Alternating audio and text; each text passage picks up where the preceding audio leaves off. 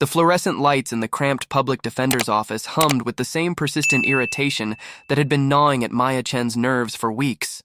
Outside her third-floor window, the gray December sky cast a dull pallor over downtown Portland, where the courthouse steps were already slick with morning drizzle.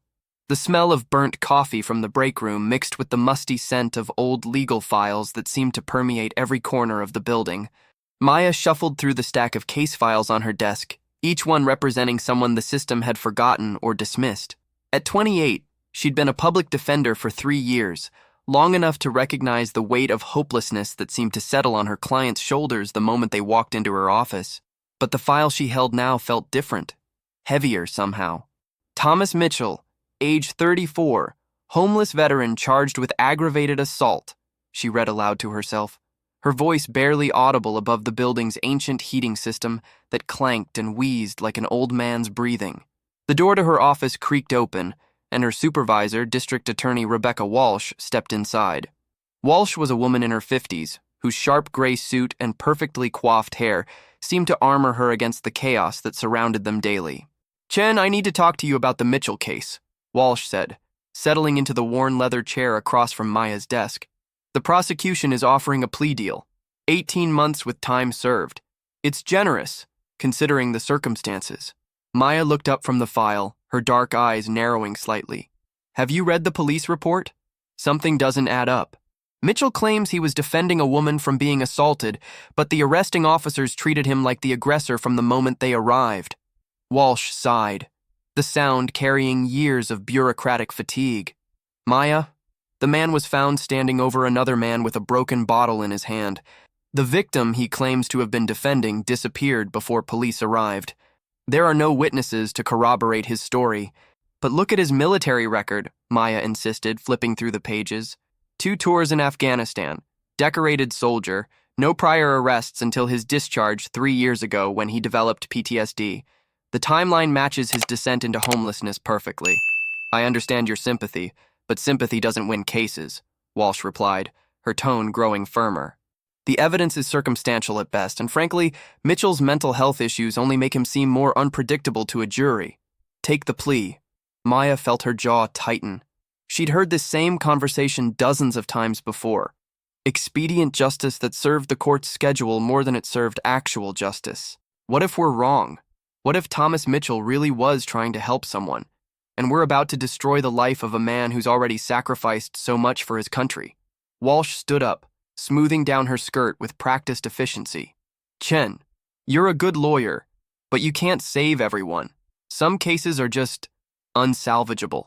Focus your energy on the ones you can actually win." After Walsh left, Maya sat alone in her office, staring at Thomas Mitchell's military photograph paperclipped to the inside of his file.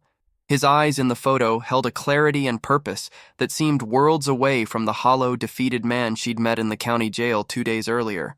The fluorescent light above her desk flickered intermittently, casting shifting shadows across the documents spread before her. She picked up her phone and dialed the number for the Veterans Affairs office, knowing that even if they couldn't provide legal assistance, they might have resources that could help paint a clearer picture of who Thomas Mitchell really was beneath the surface of his current circumstances. 3 days later, Maya sat across from Thomas Mitchell in the sterile visiting room of the Multnomah County Jail. The man before her bore little resemblance to the soldier in his military photo. His brown hair had grown shaggy and unkempt, his face was gaunt from irregular meals, and his hands shook slightly, whether from withdrawal, medication, or simple anxiety, she couldn't tell.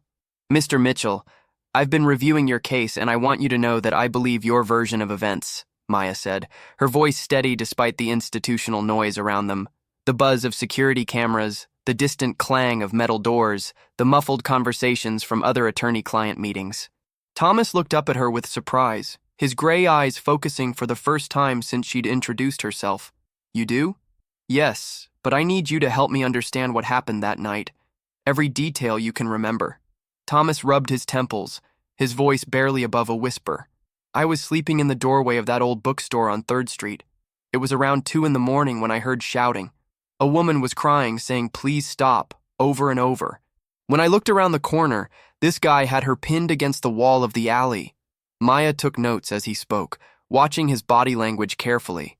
His hands moved in specific, deliberate gestures as he described the scene, the muscle memory of someone trained to observe and report. I told him to let her go. He turned around and came at me with the bottle. We fought, and he hit his head when he fell. The woman ran off before I could even ask if she was okay. Next thing I knew, the cops were there, and everyone just assumed I was the bad guy. Thomas, why didn't you call the police yourself after the man fell? His laugh was bitter and hollow. Have you seen how cops treat homeless people, especially homeless vets? I was scared. I know how this looks, Ms. Chen. I know what people see when they look at me. Maya felt something twist in her chest, a familiar anger at a system that seemed designed to fail the people who needed it most. We're going to fight this, Thomas, but I need you to know that it won't be easy. The district attorney's office wants you to take a plea deal. How long? 18 months. Thomas was quiet for a long moment, staring at his hands. Maybe that's what I deserve. Maybe I should have minded my own business. No, Maya said firmly. Don't let them make you believe that doing the right thing was wrong. We're going to find that woman, and we're going to prove what really happened. When Maya returned to her office that afternoon, she found a message waiting on her desk from Dr. Sarah Rodriguez at the VA hospital. She'd been trying to reach someone who could provide insight into Thomas's military service and his PTSD diagnosis. The phone call that followed painted a picture of a man who had once been a model soldier, someone who had consistently put others' safety above his own, who had received commendations for acts of bravery under fire. Dr. Rodriguez explained how Thomas's PTSD had manifested primarily as hypervigilance and an compulsive need to protect others, especially women and children. It's entirely consistent with his psychological profile that he would intervene in a situation like this, Dr. Rodriguez told her. Thomas Mitchell is many things, but he's not violent toward innocent people. His entire military record supports that. Maya spent the rest of the week canvassing the area around 3rd Street, showing Thomas's photo and the police sketch of the alleged victim to anyone who would listen. Most people hurried past her, unwilling to get involved, but she persisted. The rain that week seemed relentless, turning the city streets into rivers of gray slush that soaked through her shoes and left her feeling like she was swimming upstream against an entire system designed to wash people like Thomas Mitchell away. Maya's breakthrough came from an unlikely source. Carmen Vasquez, a night shift nurse at the nearby emergency room, recognized the police sketch when Maya showed it to her during her lunch break. I remember her, Carmen said, stirring sugar into her coffee in the hospital cafeteria. She came in around 3 that morning, pretty shaken up, had some bruising on her arms, said she'd been attacked but someone helped her get away. Maya's heart rate quickened. Did she give a name? Any contact information? She paid cash and gave a fake address. I could tell because it was the same address as a defunct business I used to work near. But I remember thinking she seemed like she was hiding from someone, maybe an abusive partner. She kept looking over her shoulder. Carmen provided Maya with a detailed description and mentioned that the woman had a distinctive tattoo, a small butterfly behind her right ear. It wasn't much, but it was the first real lead Maya had gotten. That evening, Maya found herself walking the streets where Portland's homeless population often gathered, showing the sketch and asking questions. Most people were wary of her professional appearance and legal clipboard, but a few opened up when she explained she was trying to help a veteran who had been falsely accused. It was Maria Santos, a social worker with the Downtown Outreach Program, who finally pointed Maya in the right direction. There's a women's shelter about 6 blocks from here. If someone was trying to hide from an abusive situation, that's where they might go. The next morning, Maya visited the Riverside Women's Shelter. The director, a kind-faced woman named Janet Morrison, listened to Maya's story with the practiced attention of someone who had heard countless tales of violence and injustice. I can't give you specific information about our residents, Janet said carefully. But I can tell you that we've had several women this month who came to us after being assaulted downtown. The police response time in that area has been inconsistent. Maya left her card and a detailed message, hoping that if the woman from that night was staying there, she might be willing to come forward. 2 days later, her phone rang. Ms. Chen, this is Angela. I heard you're looking for someone who was attacked on 3rd Street last week. Maya's hands trembled as she gripped the phone. Angela, yes. Are you willing to talk to me? About what happened that night? The man who helped me? Is he in trouble? Yes, he is. He's been charged with assault, and he's sitting in jail right now because people think he was the one who attacked you. There was a long pause, filled only with the sound of Angela's shaky breathing. He saved my life. My ex-boyfriend found where I was staying, and he was going to hurt me bad this time. That homeless man, he didn't even know me, but he stepped in anyway. Maya closed her eyes, feeling a mixture of relief and renewed determination. Angela, would you be willing to testify, to tell a judge what really happened? Will my ex find out where I am? We'll work with victims' services to protect your identity and location. You have my word. That afternoon, Maya requested an emergency hearing to present new evidence. District Attorney Walsh was less than pleased when Maya walked into her office with Angela's signed statement and Dr. Rodriguez's psychological evaluation of Thomas. This is all very touching, Chen, but you're taking a huge risk. If this falls apart in court, Mitchell will likely get a much harsher sentence than the plea deal we offered. Maya met Walsh's gaze steadily. Some risks are worth taking. Thomas Mitchell put his life on the line for our country, and then he put it on the line again for a stranger. The least we can do is put our careers on the line for the truth. The courtroom was packed the following week. Word had somehow gotten out about the case, perhaps through the veterans groups that Dr. Rodriguez had contacted, or maybe through the social workers who had helped Maya find Angela. Maya noticed several people in military dress uniforms seated in the gallery, their presence lending a gravity to the proceedings that she hadn't expected. Angela testified from behind a privacy screen, her voice clear and strong as she recounted the events of that night. She described her ex-boyfriend's attack, Thomas's intervention, and the fight that followed. Under cross-examination, her story remained consistent and credible.